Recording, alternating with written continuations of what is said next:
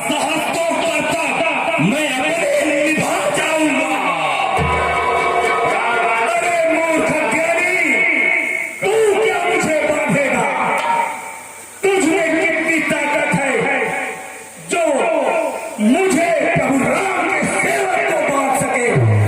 लेकिन बोल, क्या होना चाहता है? तू निश्चय ही वीर है,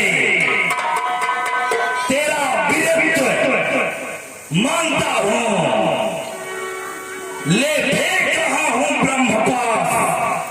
अब मैं तुझे बांधता हूं।